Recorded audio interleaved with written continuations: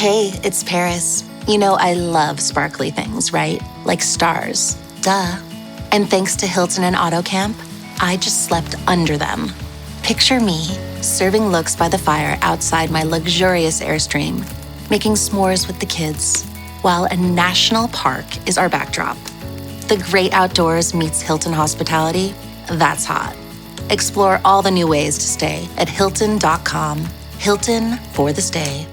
Welcome back to another edition of the Disney Dish Podcast with Jim Hill. It's me, Testa, and this is our show for the week of Schmurz Day, August 25th, 2025. On the show today, Disney shares more details on the upcoming Big Thunder and Muppets Rock and Roller Coaster attractions. And early entry is ending at Disneyland. In surveys, a great new survey from Disney has potential changes to the Disney dining plan. Then in our main segment, mind reader Chris Cox joins us to talk about Disney-MGM Studios' never-built David Copperfield attraction. Let's get started by bringing in the man whose ducks are not in a row. In fact, they're not even in the same pond. Also, they're squirrels. It's Mr. Jim Hill. Jim, how's it going? Fine, Len. And by the way, squirrels, you know what legendary comic Robert Klein said about squirrels, right? That if you take away the bushy tail, you have a rat. I mean, you have the species of rodent, but that has excellent public relations for some reason. It's a rat with a better makeup artist. There we go. Mr. Cox, do we have any squirrel related stories to share? You know what? Squirrel is my favorite go-to. There's a little phrase which I think sounds the most English. Well, there's two phrases which sound the most English when in America. One of them is the phrase Harry Potter, obviously, rather than Harry Potter. Okay. But the other one is naughty squirrel, because I pronounce all the letters that you ignore with naughty squirrel. So naughty squirrel. Naughty squirrel. Yeah, you can hear the U in that. Yeah. Yeah, there are letters there. They deserve to be pronounced. Wow. Okay. And Jim, let me tell you this. You are indeed a naughty squirrel. He's a naughty squirrel. Naughty squirrel. Naughty squirrel. All right. And that is award-winning Broadway and BBC mind reader Chris Cox. Chris, I got that line from your website, and the website wasn't clear as to whose minds on Broadway and the BBC you are reading. So some clarification might be needed later. I will take every mind I'm given and I will read it accordingly. All right. Before we get started, let's do a quick shout out. Thanks to everyone who subscribes to the show over at patreon.com/JimHillMedia, including P. Hutch, Charles Hackney II, Gary Gentleman, Christopher Reed, Donna Ivy, and Dan McGillen. Jim and Chris, these are the Adventureland cast members offering a new transportation option to the Magic Kingdom using Aladdin's magic carpets as ride vehicles. Besides the 4-person standard rug, the VIP option is a tufted shag, luxurious enough for everyone to think, ooh, they're royalty. True story. Okay. All right. Did they get squirted at by a camel still? That's extra. That's the comfort setting. There we go. All right. On to the news. The Disney News is sponsored by UnlockedMagic.com. From our friends at DVCRentalStore.com. Jim and Chris, UnlockedMagic.com has regular Disney theme park tickets and special event tickets for things like Mickey's Not So Scary Halloween Party at prices cheaper than Disney's own. And on last week's show, Jim, you and I said that 6 of those parties have sold out, and this week it's 10 Halloween parties have already sold out. So if you're planning to head to Orlando this fall, go over to UnlockedMagic.com right now to get your tickets. All right, on to the news. In Walt Disney World, Disney's announced November 7th, 2025 as the opening date of Zootopia Better Zoogether, the replacement for It's Tough to Be a Bug at Disney's Animal Kingdom. And Jim Hill, this is about 2 weeks and change ahead of the release of the Zootopia sequel, right? November 23rd? Yeah, and I'm honestly kind of surprised because everything we had heard previous about this was that, if anything, Better Zoogether, or however you say this name, was having some issues. That in fact it was looking like this was not even going to make it for holiday 2025. It was maybe opening first quarter of this year. So this is actually delightful news. Yeah, it's really good to hear. Disney's show summary is this. It says, Zoogether Day, a celebration of unity amongst the diverse biomes across the city, will be recognized with special performances such as ice skating spectaculars from the heart of Tundra Town, synchronized swimming direct from Marsh Market, tiny mouse drone shows soaring over Little Rodentia, and of course a musical finale by superstar Gazelle, all of which we'll see from the live stream watch party. Chris Cox, Your thoughts on any of those words? Will there be stink bugs? Right. There's got to be some sort of homage. I hope to so. the old, it's tough to be a There's bug, got to right? be some I stink think there. so, yeah. I suppose a lot of it, you think, okay, what were the animatronics and what were the effects there, which we can see used back here? I mean, I'm interested in the Tiny Mouse drone show. That seems that'll be fun for 4D. I wonder what they're going to do with that. Perhaps, remember they used to have those like spiders that came down from the ceiling? I'm imagining maybe that. Yeah. Yeah.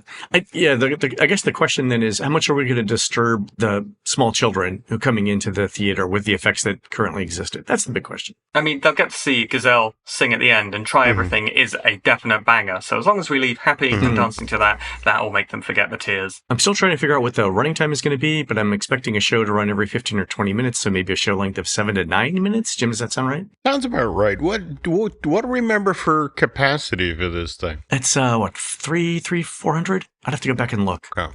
It's been so long since it ran at full capacity that I don't have that number at the top at my fingertips. All right, fair. And how long does PhilharMagic run in the world of 3D movies?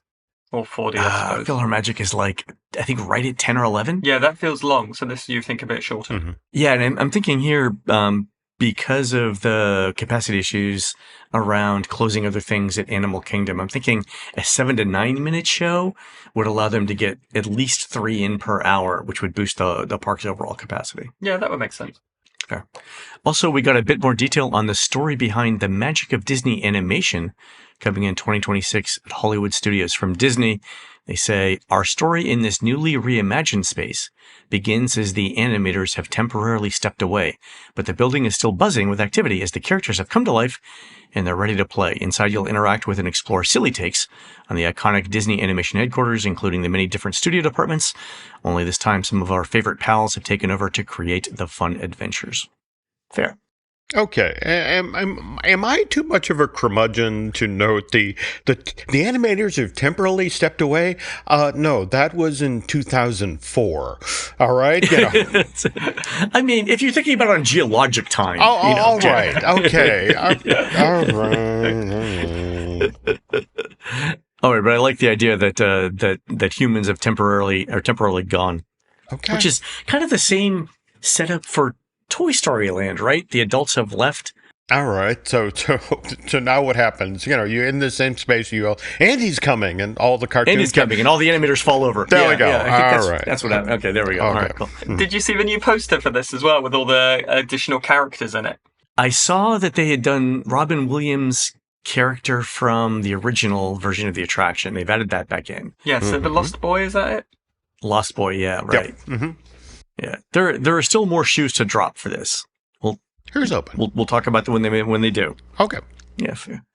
All right, Disney's given us a bit more detail on Big Thunder Mountain Railroad's refurb, including new concept art, and I've put the concept art in the show notes for everyone to see. And the one I'm looking at here is a rainbow cavern with stalactites and stalagmites.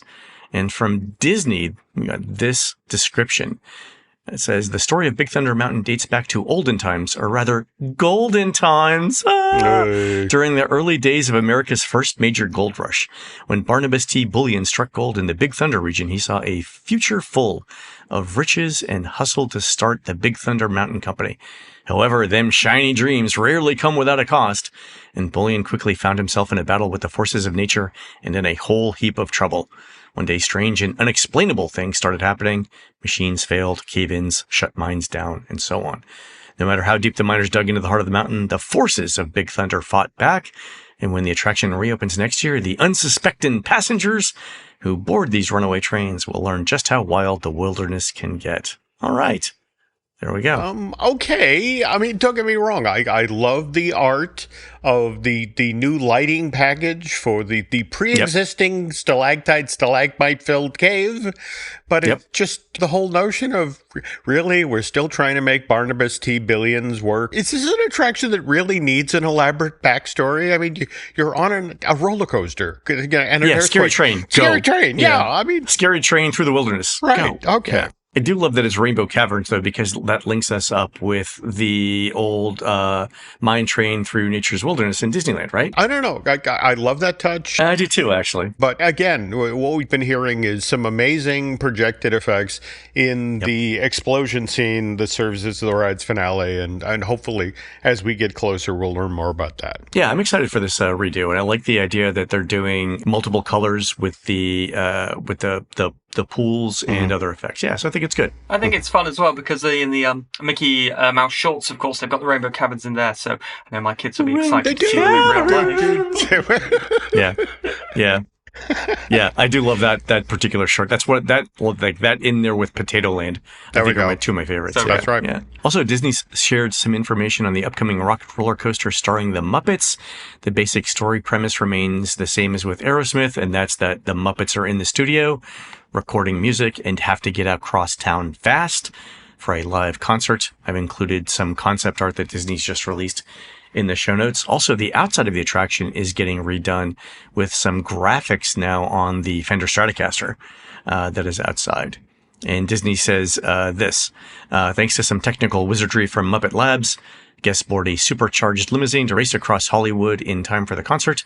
The ride will retain its twisting high-speed track with updated sets, visuals, and a Muppet-influenced take on Los Angeles landmarks. Throughout the trip, riders will hear a soundtrack of rock classics performed by the Electric Mayhem, keeping the energy high until they reach the concert finale. All right, so I've already lobbied Disney for my Crazy Train inclusion into that. I think we need to do one more thing, and Chris, I want to get your take on this. All right, here's my idea. We bring back the actress Ileana, who was Aerosmith's manager from the first one. And as she tries to force the Mayhem out of the studio to their gig, she turns to the camera and says, honestly, I should have stayed with Aerosmith. That's a great gag. Definitely, 100%. Like we need that kind of gag. You guys, or something like you guys are the worst band I've ever worked with, and I worked with Aerosmith. Something like that. Yeah. That's perfect. That moment needs to be in there. Yeah, has to happen. If on the other hand, Dr. Bunsen-Hendu and Beaker have souped up the limo, that's even better. I mean, 100%. Yeah. I mean, there's a lot of stuff you can do here. There's a lot you can do. This has been kind of a Muppet-heavy news week. I mean, we get this art, but did you also hear the Muppets are coming to Broadway this season? I saw that. I wasn't sure how that licensing is happening, because I would definitely go see that. Well, yeah. Now, this is, forgive me, Chris, I'm not as familiar. Rob Lake magic. That's right. Yeah. Rob Lake's a illusionist. He's currently doing shows out at the Atlantis in the Bahamas. He's an excellent illusionist. I'm going to double check this, but I'm pretty sure he created the illusion for Adele in her Vegas shows, where she disappeared in a shower of confetti. I think that was Rob that did that. Oh, I've actually seen that effect. Yeah, no, just on social media this past week. Yeah, that is cool. But yeah, now mind you, it's a short run at the Broadhurst Theater. I guess they begin previews October 28th. Officially opening on November 6th, and it only runs through January 18th. So it's a holiday season show, basically. But it's illusionist Rob Lake performing with Kermit the Frog and other Muppet characters as special guests in the show. So yeah, and he does an excellent illusion show. He's been around for a while. Lots of high-tech stuff there, really good production values, some kind of classic magic effects updated, and I can't wait to see what he does with the Muppets in it. Cool. In fact, I will be in New York then, opening Mario the Maker Magician show, which will also be on at the same time at New Victory Theatre. Plug. If you've got kids, take it. It's the greatest kids magic show ever. But it also means I get to see the Muppets and Rob show, so I'm very excited about that. Let me know what Muppet show you go to, Chris. I'll go with you. I'll see. All right. Over at the Disneyland Resort, early entry for Disneyland Resort guests will end on January 5th, 2026. Disney says it's because relatively few guests use it. Instead, Disney is giving hotel guests one Lightning Lane reservation during their hotel stay. That's one in total, not one per day. Jim Hill, your thoughts? Wow. I'm sorry. Wow. Please, sir, I want some more. More? Really? One Lightning Lane per stay? Per stay, yeah. So what we're going to end up with is a bunch of one-night stays for Disneyland hotels. I mean, one of the reasons why I'm staying at a Disneyland hotel when I'm going the week before Thanksgiving is to get that early entry. And I'm still, already planning on buying Premier Pass for that visit just to make the most of my time. And I'm thinking now, like, if I don't get early entry, like if this was earlier for my trip, I would have canceled my hotel stay and I would have gone somewhere else. Like, it's hard to justify the like $1,000 a night cost for the Disneyland hotel or for the Grand Californian when you're not getting early entry and you're already planning on buying Lightning Lane anyway. Like, what? The hotel's not that much better than the $300 options around the corner. I'm sorry. This is a self-inflicted wound. Yeah, there has to be something else going on here. I mean, it just from the grief that Disney will get on social media in regard to this. And to actually say this out loud in front of grown-ups before you made this decision. Yeah. Yeah, there has to be something else going on there. I don't think there's any chance of this happening in Walt Disney World, which has a vastly different demographic. Totally. And a huge number of guests using early theme park entry. Like Chris. Big fan. Big fan of it. Yeah. And then finally, over at Universal Orlando, Epic Universe has added Battle at the Ministry and Donkey Kong Minecart Madness to Express Pass. And they did this earlier today. We're recording this on Friday. And I note that the wait time for Donkey Kong Minecart Madness is already at 4 hours today. So, yeah, some things to work out there. Okay. All right, folks, on to surveys. From Jonathan Dunn, a survey about my Disney experience, for which I want to highlight one question. And the question is this. I found that the various functions in the My Disney Experience app were well integrated, and your choices are strongly agree, somewhat agree, and so on, all the way to strongly disagree.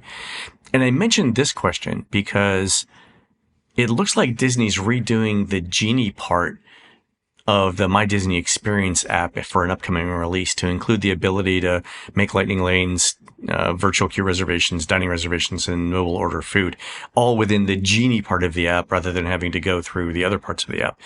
Also, things like seeing wait times in the day planner and alerts when rides are offline or ride reservations are ready. So I think these things are kind of all tied together to this upcoming but not yet made public release of My Disney Experience. What do you guys think? Do we have a timeline when this is possibly going to pop? No. Because face it, when everything would be that convenient, My Disney Experience isn't all that easier convenient to use at this point. Yeah, I mean, the thing with My Disney Experience is it's a lot of things sort of amalgamated together, right? So, and a lot of it doesn't actually happen within the app itself. You guys saw that earlier this week when they were releasing Beacon Barrel reservations, that the app changed so that you couldn't do dining reservations in the app. You had to go out to the web to do it. So the internal links in My Disney Experience to do restaurant reservations became an external open the web browser on your phone link to do that. And that was because Disney needed to monitor and limit the traffic going in trying to make reservations. So really, MDE is sort of like a loose collection of other Disney websites that you go to for lots of things, right? Yeah. So I think they're trying to integrate this all into one now. Yeah, it's the equivalent of the clock, radio, toaster, oven. You know, all these things you use. Exactly. All together at once. So exactly. All right. And then the most interesting survey we got this week, it came in multiple versions.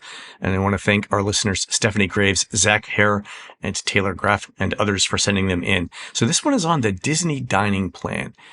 And the first set of questions starts off by summarizing what the Disney dining plan is. So this is what a quick service meal is. This is what a table service meal is. This is what a snack is. And this is what a refillable mug is. But the interesting questions are this, and a lot of this is branding. So the first question is, below is a potential new set of dining plans, and would like your feedback on the dining plan names. And they bolded and underlined the words dining plan names.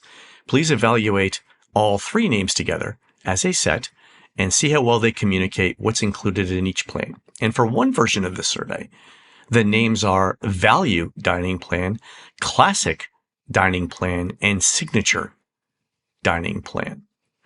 And so there's a little graphic that says, this is what you get into each one. I've put the survey questions in the show notes if you guys want to get more details. Okay.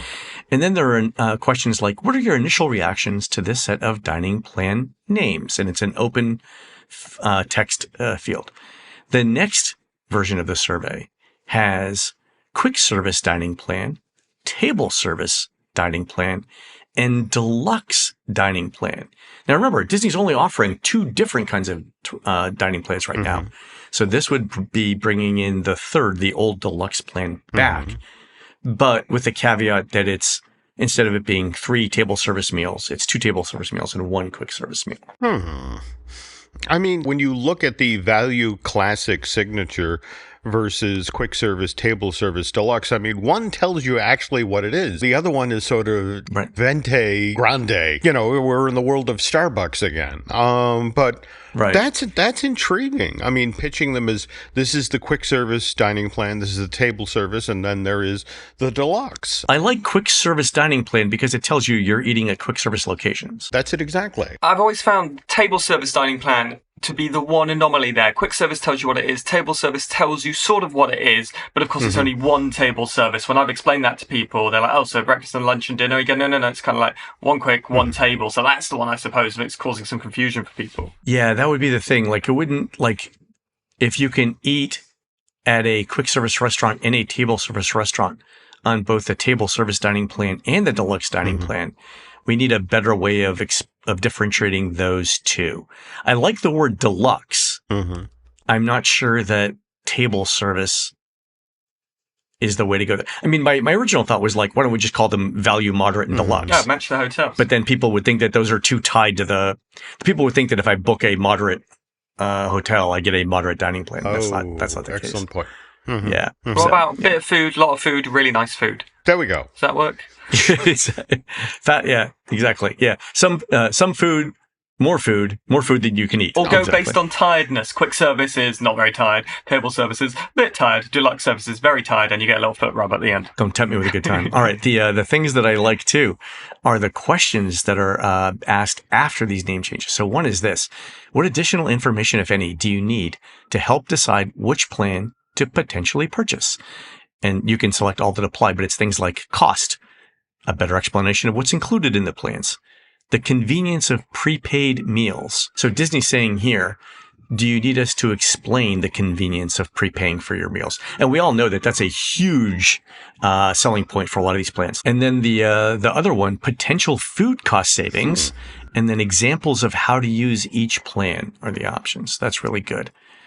The other one that I like in terms of questions is this: please rank each dining plan in the order in which you would like to learn more about it based on the name. So this would tell Disney basically how you're going to market it. Right? Which one are you most interested in? And then the previous question says, what do you need to know about it? So this is basically guests telling Disney, if you did it this way, this is what I want to see in the advertisement.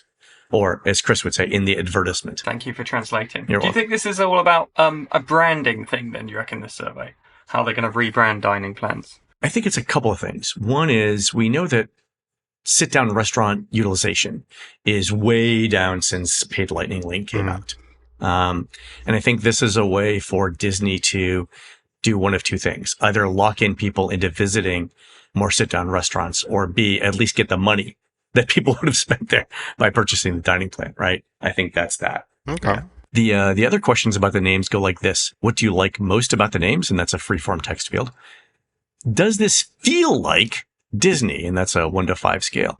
Does it create a clear connection to staying at a Disney resort hotel? Does it clearly communicate what each plan includes? Does it make you want to learn more? Are they boring? Are they easy to understand? And do they grab my attention? So yeah, I think a lot of this, Chris, to your point, this is about marketing. Fair. As a rule, in the US, do you ever get free dining included in packages these days? It's been a while, and you'd have to be staying at a deluxe hotel to get the standard version of it. If you're staying at a value or moderate, the offers are typically for the quick service meal. But even then, you don't get other discounts. Like you can't combine it with a hotel discount in general. So the UK package normally equally, depending on what level of hotel, depends on what level of dining package you get. But as a rule, unless you're going at the very peak time, you often will get a free dining package will be part of the deal you get for staying a week or two on the resort. In fact, when we came Easter time this year, we moved our trip back a day. So we arrived a day earlier than we really wanted to because that was the last cut-off day to get the free dining plan. So by doing that, we got a week of free food rather than coming on the day we wanted to go where we'd have had to pay for the food. Oh, that's a smart move. And so you moved your trip to take advantage of the free dining plan. That makes sense. Did you stay longer because of it too, or you were staying the same amount of time? Yeah, we stayed a bit longer actually because we were flying out a few days earlier. We still had the same end date in mind, so we just there's a couple of extra days. Yeah, well, there you go. So everyone wins. Indeed. Okay. Especially my belly. All right, folks, we're going to take a quick commercial break. When we come back, Jim and Chris tell us about Disney-MGM Studios' idea for a David Copperfield magic-themed attraction. We'll be right back.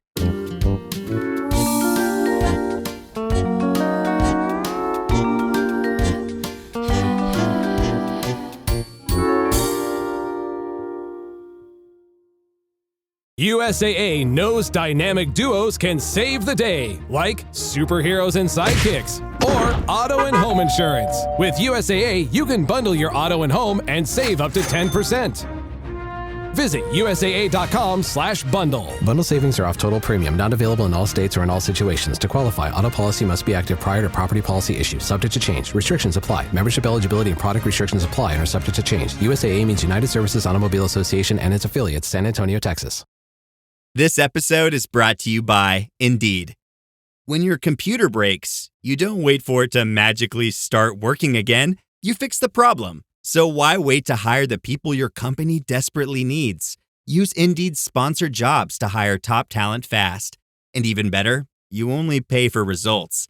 There's no need to wait. Speed up your hiring with a $75 sponsored job credit at Indeed.com/podcast. Terms and conditions apply. With a major selection of the looks your kiddos love starting at just $4 in the Walmart app, a new school year means a stylish new them. Who knew? Find skater skirts and Crocs that say, I'm casual but cool. Sparkly sneakers that say, it's my classroom, you're just learning in it. And preppy polos that say, I'm the teacher's pet, even if they're mommy's menace at home. Find their favorite styles starting at just $4 in the app. The Walmart you thought you knew is now new.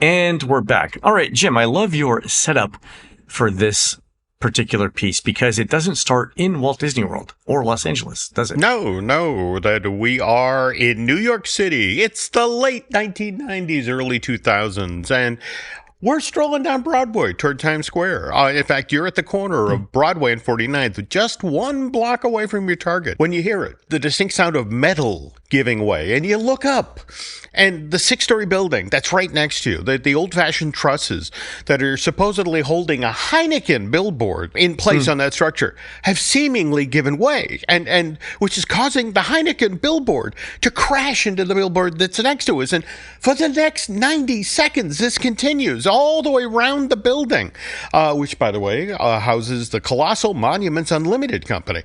Billboards crash into one another with loud bangs and sounds of metal fatigue. And Len, I know you're a New Yorker now, and you're used to this sort of thing, but here's the thing. The people in the neighborhood, they aren't paying attention. I wouldn't even look up. You know what the first rule of living in New York is? Mind your own business. You know what? Well, there we go. The guy selling magazines, the falafel stand doesn't care. But you're looking at the spectacular disaster that's happening right overhead. And then getting back to that, it culminates when all these billboards crash together directly over the building's entrance, which, by the way, has a 45-foot tall winged man standing there. And there's this shower of sparks and a great metal creak. And then you see it. That the specific way that all of these billboards have come together over the building's entrance, plus the way that individual letters on other signs are now lit up, it actually spells something, a name, the Copperfield's Magic Underground. And then, after a minute, just long enough for tourists today they'd pull out their phones, but then it's, I have to get out the camera.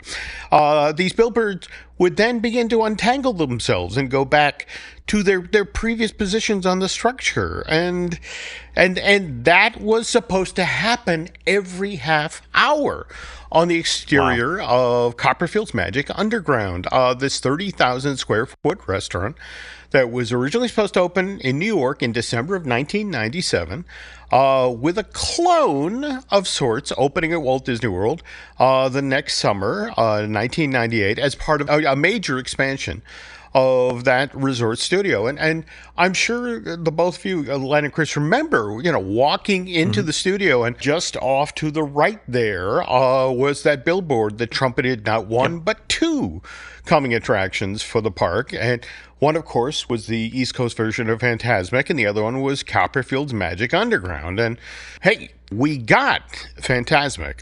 That nighttime show opened in the Hollywood Hills Amphitheater October 30th, 1998. But as for Copperfield's Magic Underground, the Florida thing never got past initial site prep, whereas we'll get to this later on in today's show, but the New York thing, 85% completed, Len. Really? Yeah, in fact, what's interesting today is you can go to this building on Broadway and 49th. I want to say it's a Sbarro's now. Because face it, you step outside for 4 or 5 minutes in New York and come back, it's a Sbarro's.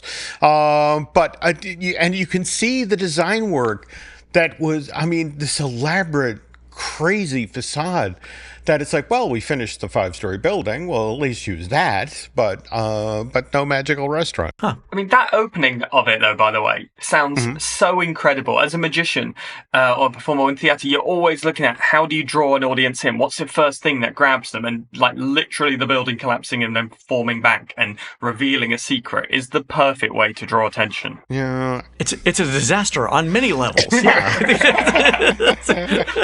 5 stories worth of levels, I believe. Exactly.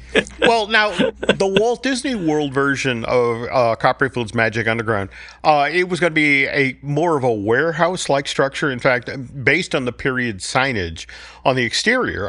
The idea, again, this is the Colossal Monuments Company, but you'd enter the space and inside, the conceit was, well, remember, David is the master magician who made the Statue of Liberty disappear.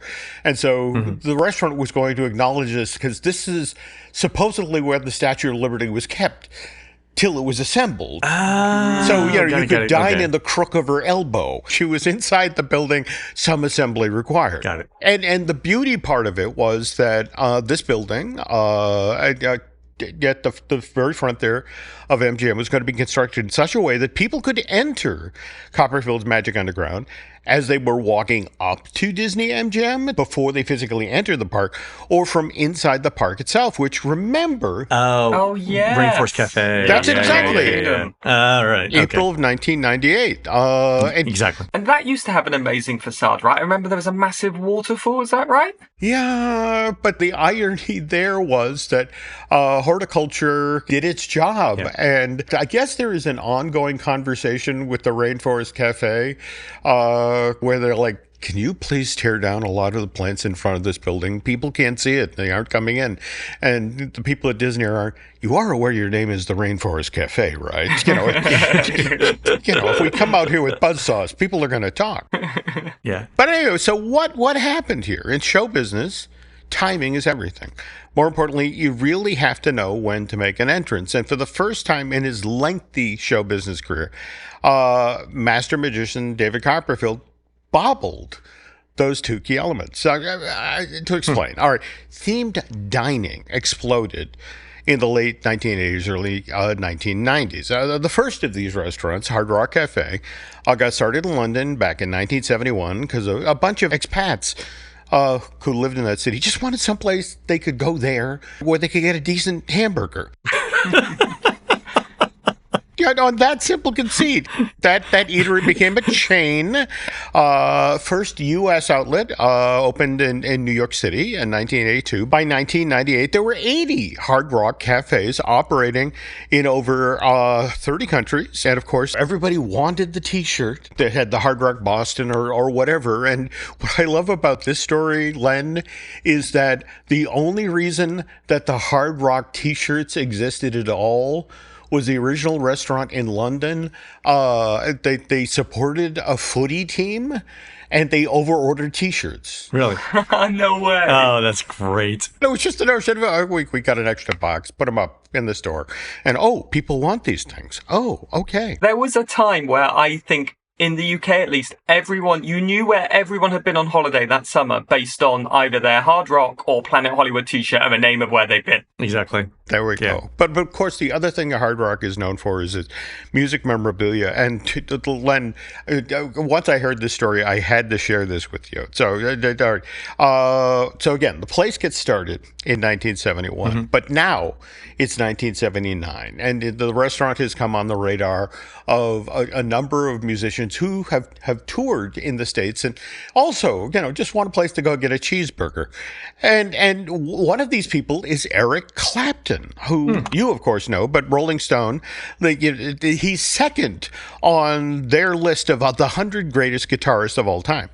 Behind Jimmy, yeah. There we go. All right, so Clapton is something of a regular, and goes in, actually has his table at the London Hard Rock. And I guess one night he gets served an especially good cheeseburger, because the next day a box shows up at the restaurant, and inside of it is a Fender Lead 2. That's a type of guitar. Yeah, Fender Lead 2. Yeah, it's no, I don't think it's manufactured anymore, but it was during the 70s and 80s. And this came from Eric Clapton himself. It okay. was one of his guitars, and he just, as a thank you, he said, "You can display this at the restaurant, and ideally put it over my table." All right. So the interesting thing is that the last Eric Clapton guitar that I know of that was actually played by Eric, either on an album or on a tour, the last one of those went up for sale in 2023. You guys want to take a guess at what the price was? Sold at auction? Did it include strings? It included strings, yes. So $1.27 million. Whoa. And that does not even break the top 10 for most expensive guitars sold at auction. And the reason why I mentioned this is there is a tour played Eddie Van Halen Frankenstrike coming up for sale at Sotheby's in a couple of weeks, and the starting bid is $3 million. How's that GoFundMe going, lad? I think I joked about this before with you guys, but I'm like, do you know that you can't sell a lung and a kidney and make $1 million on it anymore? You wouldn't even get $100,000. I think Hannah sleeps better at night knowing that right now, doesn't she? Yeah. Okay. So I mean, guitar memorabilia right now is so insanely expensive that like anything played by anyone famous, especially on a tour or on an album, is automatically $1 million, and probably for anything good, it's $2 million. If you guys want to go back and look at this, and this is my last part of my diversion, there's a Pawn Stars episode where Rick is offered Jimi Hendrix Woodstock guitar. Oh, okay. He is offered it at $1 million and offers $700,000, and they couldn't come to an agreement on it. And I was like, this has got to be the worst business decision this person ever made. Yes. Holy cow. Yeah, crazy. Yeah. Okay. So, but guitars played by famous guitarists are very valuable. Well, okay, but the kicker for this Clapton story is the very next night, who comes into the restaurant? I know what guitar number 2 is. Go ahead. It's Pete Townsend from the Pete Townsend's guitar. And it's one of these things. But it's a good guitar that Pete gives a good guitar. Yeah. Because apparently he asks for it back. Yeah, a Gibson Les Paul. Yeah. Do you think he popped in? It's like, I hear you guys are giving away free burgers in exchange for guitars. Yeah, here's a Les Paul. Yeah. Okay. But anyway, it's those two guitars that launched the collection. But though, to be honest, the old cliche is you don't really have a collection, you have three of things. So I wonder what the third piece of music memorabilia was. I don't know. Okay. That's a good question. Well, all right. Oh, that's fantastic. All right. So anyway, okay. So as hard rock continues its march around the globe, other folks notice and sense that there's now a growing opportunity in the themed dining space. And chief among these is Robert Earl. Now, Robert Earl is a guy who made a name for himself in the UK, creating restaurants for the tourist trade. In fact, 1972, he opens the first Beefeaters restaurant in London. On the heels of that successful eatery, he launches three more themed places: Talk of London, the Cockney Club, and Shakespeare's Tavern, also hugely successful. Now, Len, where this especially gets interesting, mid-1970s, who comes in to see Robert Earl's themed eateries in the UK but the Imagineers? Really? Who really like what they see. So the conversations begin about how, Robert, would you be interested in partnering with us to bring Shakespeare's Tavern to Florida? To be specific, to have this restaurant be the main sit-down dining experience offered at Epcot Center's UK pavilion. Oh. Okay. All right. That makes sense. Yeah. Huh. Now, unfortunately, these conversations go nowhere. I'm told that Earl felt that Disney was offering him far too little for what would be an enormous success at Disney's second theme park. But this was enough to put Orlando on Robert Earl's radar. And so in short order, things fall apart with Disney, but he then opens the three themed eateries just down the street from Walt Disney World. Caruso's Palace, you might remember that on I Drive. It's isn't it now Race Rock, the restaurant there? There was King Henry's Feast. And then, insult to injury, Shakespeare's Tavern, only not built at Walt Disney World, built at that Pleasure Island rival Church Street station. All right. All right. And the money that Earl makes from these enterprises then give Robert the money he needs to buy a seat in the board of directors of Hard Rock Cafe, which at this point has grown to 8 restaurants. And once Mr. Earl finagles his way into being the CEO of Hard Rock, that jumps from 8 to 22 restaurants. And Robert grows Hard Rock to the point that the Rank Group comes along and says, how much do you want for the lot? Really? So they want to buy the whole chain? They want to buy the whole chain. Wait, what year is this? This is 1990, and it makes Robert Earl a very wealthy man, but he is only 39 years old, far too young to retire. More to the point, Robert Earl now really likes working in themed dining, and he's wondering, would it be possible to artificially grow a Hard Rock Cafe, a restaurant that's a pop culture phenomenon from the ground up? And in a moment, we're going to get to that part of the story. But first, this. This episode is brought to you by Nespresso Virtuo Coffee Machines. Ready to enjoy the bold flavors of barista-quality Nespresso iced coffee at home? Simply fill a glass with ice and press the brew button on your Virtuo Pop machine to enjoy rich double espressos roasted to stand up even when chilled. Refreshingly bold iced coffee. Refreshingly easy to make at home. Visit Nespresso.com to shop now. As a sports fan, I have to confess. Sometimes the game gets kind of boring. That's when I unfold my Samsung Galaxy Z Fold 7 and use multi-window viewing on its large screen. Boring game? I'm checking out my fantasy baseball league at the same time. Score still 1-0? I'm replying to emails in the other window, scoring points with the boss. Semifinals finally getting exciting? I'm buying tickets to the finals and booking my flights. Can your phone do that? The new Galaxy Z Fold 7. Get yours at Samsung.com. My cat Freddie loves to be brushed and cuddled. But stirring up his cat allergens meant sneezing and itchy eyes. Then I found Purina One Live Clear. It's cat food that reduced the major allergen and my suffering in as little as 21 days. Now, we feel closer than ever. If you have issues with cat allergens, you really need to try Purina One Live Clear. Try new Purina One Live Clear today. Purina One, a difference from day one. And we're back. Okay, guys. So Robert Earl has just stage managed the Hard Rock Cafe's sale to the Rank Group, which has left this restaurateur, entrepreneur, independently wealthy, but he misses the excitement of working in themed dining. More to the point, he sees growth opportunity in this space, dining experience. With restaurants that then cater to different fandoms. So this is why in October of 1991, Robert Earl launches Planet Hollywood. Figuring there have to be at least as many movie fans out there as there are music fans. And Earl then launches a chain of restaurants where you could eat Captain Crunch chicken as you dined under a naked Sylvester Stallone. I mean, well, a prop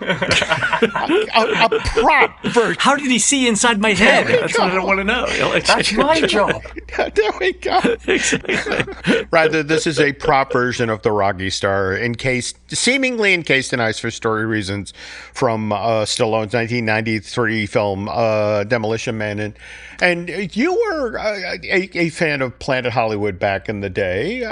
Is that right, Chris? Or? Yeah, any trip to London as a child, or any trip anywhere where there was a Planet Hollywood, I always went. It had the way I was always like, oh, which celebrity will I see today? Turns out none of them, apart from their props. But the excitement of being able to go for a meal and also being able to kind of see part of the museum. I remember that we had in the London one, there was like the T-Birds jacket from Greece. There was one of the motorcycles from Terminator movies. It was crazy. I remember sort of feeling very sad when Planet Hollywood eventually closed in London, although it reopened. And then you've got, of course, the Planet Hollywood Hotel in Vegas as well. But there was also like a weird spate. I remember opposite Planet Hollywood at the same time was the Fashion Cafe, which Naomi Campbell and other supermodels were the spearheads of, which did not do anywhere near as well as Planet Hollywood or Hard Rock. No. Not getting ahead of our story today, but there was a glut, and it's coming. But back to getting Planet Hollywood up out of the ground. To give this restaurant chain instant credibility, Earl enlisted A-listers from that era. Stallone, Bruce Willis, Demi Moore, who was Mrs. Bruce Willis at the time. Also Arnold Schwarzenegger, in exchange for huge blocks of stock in the Planet Hollywood parent corporation. These celebrities would agree to make appearances at the various restaurants as they opened. Which quickly began to be built around the world. First restaurant in the chain opened on West 57th Street in New York City, October of 1991. And by the end of the 90s, there were 60s of these things worldwide. Now, clearly the chain grew quickly, too quickly, some claim. I was actually there at the opening of Walt Disney World's version of Planet Hollywood, the one that was built as part of the expansion, the West Side expansion of that resort's nighttime shopping, dining, entertainment district, today known as Disney Springs. But back then, they had just, this is 1994, they had just rebranded that part of the resort Downtown Disney. Anyway, construction of Planet Hollywood next to Lake Buena Vista. To say it was a rush job is being kind. I mean, again, I was there when it opened in December of 94, and I can tell you because I personally saw the workmen doing this a half hour before the celebrities began walking down the Tons of time. The tile in the restaurant's lobby is being glued into place. Yeah. Black, white, just get it done. Oh God, this thing was done so quickly. This story I love to tell. It's at high above the main dining room of this 450-seat restaurant dangled a full-sized love bug. An authentic 1960s Volkswagen Beetle had been used in production of one of the Herbie films. Before the building was closed so they could then do all of the HVAC work, Herbie was rolled into the building, he was winched into place, and he was secured to the ceiling. I am familiar with the Volkswagen Corporation's rust proofing from the 1960s, and I have concerns now about them just relying on what would be 60-year-old metal to hang in there to provide structural support for those chains. I'm a little concerned. And Len, as you should well be, because if you remember how this was displayed inside of Planet Hollywood, it was hung at kind of a weird angle. And it's above the guest. The other cool thing when this opened, my friend from high school, Colin McGrail, did the alligator icon that used to be there. Yeah. So in fact, when I first saw it, I'm like, the style was so distinctive. I'm like, oh my God, that looks like my friend Colin who does commercial art. Oh, yeah. That's so cool. All right. Well, anyway, it's now 3 weeks after Planet Hollywood has opened, so January of '95. And the restaurant's maintenance team is dealing with this persistent stain on the floor of the main dining room. And every morning they come in to clean, and there's this little puddle of oily substance. And, so they're initially...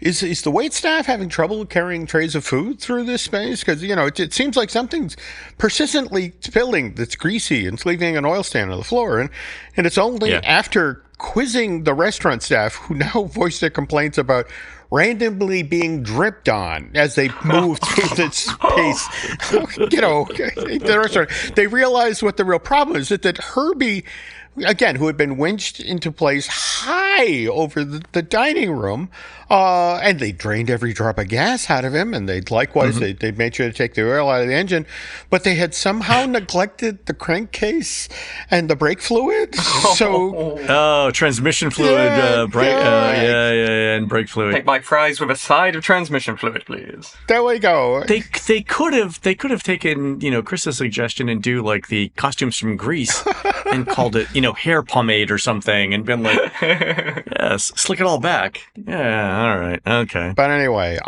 in spite of patrons getting dripped on, the Walt Disney World version of Planet Hollywood did well enough that just 20 months after it opened, this nighttime entertainment dining district, it gets a second themed dining experience, and that is the Lake Buena Vista version of Rainforest Cafe. That opens August of 1996, and just like Planet Hollywood, it's a 450-seat, highly themed eatery, and I bring this up because Disney, at least when it came to these two specific restaurant chains, Planet Hollywood and Rainforest Cafe, the mouse is an early adopter. I mean, first Planet Hollywood opens in New York, October of 1991, and the Disney World version is up and running 3 years and 2 months after that, December of 94, whereas Rainforest, that opens at the Mall of America, February of 1994, and the Downtown Disney version, Len, that's open just 18 months later, August 16th, 1996. 18? Yeah. Wow, so 1/4 of a Tron. Wow, okay. There we go. All right, anyway. Again, half the time it took to get Planet Hollywood approved. So clearly Eisner is very, very enthusiastic when it comes to this themed dining space. So, and let's remember, the Imagineers had, in fact, dabbled in this. I mean, let's think about it.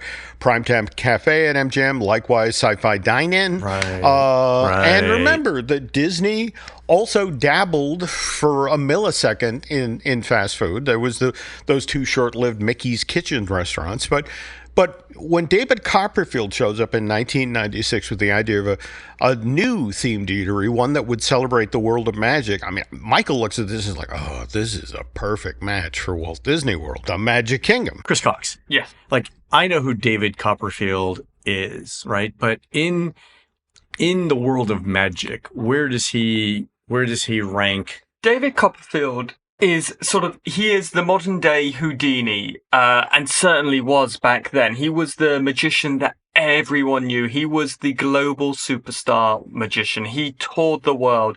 There was huge news in the UK that he was here doing shows. He was, I think, was it Claudia Schiffer he was married to? Yeah. He was, in 1991 he did his televised, was it Schiffer? Lengthy engagement. Yes, lengthy engagement, not married. I don't think they ever got married. Right.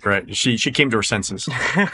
And in 1991, he did his big flying special, which was the one which catapulted a quite famous David Copperfield into a world famous David Copperfield. And he would every year do a big TV special and tour his shows around arenas and these huge venues. He was as big as it gets. And still now he still headlines Las Vegas. He does 2 shows a night. He's got his own private island. He is very much kind of one of the shorthand names for the world of magic. You go like David Copperfield. No, absolutely. And more to the point, this is why a Michael Eisner wanted to get in business with them. In fact, Chris just mentioned his yearly television specials that would rack up great ratings. And the initial plan was when the Walt Disney World restaurant would come online, there would be an hour-long TV special shot on Disney World property that would then, coincidentally, my restaurant has just opened here. But anyway, to get behind the creative conceit of the Copperfield Magic Underground experience, the notion was you were in a space where everything was magical. I mean, your table would levitate, or guests would be pulled away from their meal and then saw it in half, and there would be somebody wandering through the restaurant at all times doing close magic. Have you seen my rabbit? Have you seen my rabbit? There we go. Have you seen my rabbit? All right. I love this idea because you could have magicians going around. They could do card tricks. They could do mind reading. They could do just a ton of stuff. And the fact that it's a permanent facility means you could build in animatronics and effects, right? Totally. And you can build those effects and props in. And it's a big thing in the UK. Normally when people get married, they'll hire a close-up magician who will go around the tables at the wedding breakfast doing close-up magic. There's now sort of a spate of similar magic shows where you kind of sit around a table and get a drink. There's a thing in London called the Magician's Table where you go to the Magician's Table and he does some close-up. Steve Cohen's got a long-running show in New York where he does his chamber magic. But also in the dinings thing, in 1996 at Caesar's Palace, Caesar's Magical Empire opened, which was a big dining and magic show attraction where you'd go from room to room and you'd have close-up people. So there was a world here where magic was very big and very popular. Yeah, and sadly, the Caesars thing, people who went loved it, but it was so short-lived for reasons we'll get to in a moment. But get back now to the Disney World version of Copperfield's Magic Underground. Remember, this 500-seat restaurant is directly adjacent to the Hollywood Hills Amphitheater. And what would have been cool, one of the things the Imagineers wanted to do in this space is that just before Fantasmic was being presented every night, every single banquette in the restaurant would suddenly rotate to the back wall. Whoa. Oh, great. Nice effect. All right. And then this wall that had previously been opaque would have gone clear, and everyone who's in there that night has a view of Fantasmic as part of their dining experience. I mean, there's turning tables and then literally turning tables. There we go. Exactly. There we go. Yeah, that's funny, Chris. Anyway, so, all right, that was the plan anyway. And the notion was once Disney World's version of Copperfield's Magic Underground was up and running, well, there was a handshake agreement in place that this same themed dining experience would travel out to Anaheim and be part of the then already in the works expanded Disneyland Resort, which would open in February of 2001. Likewise, there was talk about we're going to bring this to Disneyland Paris. We're going to bring this to Tokyo. But before this could happen, the introductory facility, which I mentioned at the start of today's story, the one that was being built at the corner of Broadway and 49th, one block up from Times Square, that was announced with great fanfare in July of 1997, with the idea that it would then open December of that same year, 1997, and then the Disney World version would open the following year, summer of 98.